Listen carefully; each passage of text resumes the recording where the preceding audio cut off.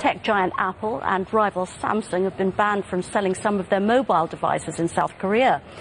A court found both companies guilty of infringing patents belonging to one another.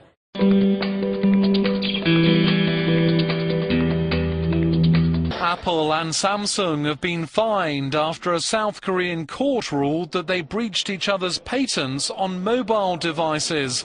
But a judge said that Samsung's Galaxy smartphone did not violate Apple's iPhone design. The companies have also been hit with a ban on national sales of some of their products. This expert says the litigation value of the lawsuit was around €70,000, so the actual damage was not going to be big, but an outright loss for Samsung would have affected its brand image. It comes ahead of more crucial verdicts in the US, where Apple is accusing Samsung of ripping off its iPhone and iPad technology in a multi-billion euro case.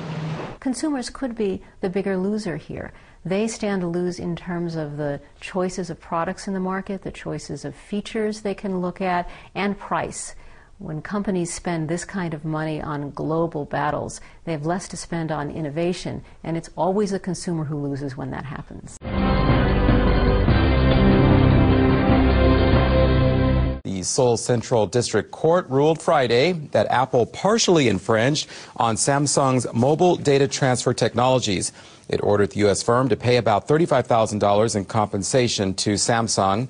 Now, in another suit, the same court said Samsung did not copy Apple's designs, despite some external similarities.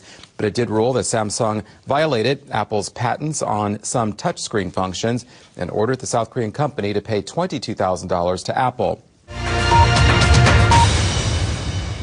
The court also imposed a limited ban on sales within South Korea of products by both companies covered by this ruling. And these include products, Apple's iPhone 3GS, the iPhone 4, the iPad 1, as well as the iPad 2, which they say infringed two of Samsung's telecommunications patents. And they also ruled that Samsung infringed one of Apple's patents that related specifically to the gadget's screens and its bouncing back ability. And these include the Galaxy S1 and S2 in South Korea. Now, even though the story, as you say, Aaron, has captured headlines for several months, the penalties on both sides have been relatively small here in Korea. Apple paying Samsung just over $20,000, while Samsung's paying Apple some $35,000. Now, no surprise that shares of Samsung are down in South Korean trade. That's part of a broader market slump.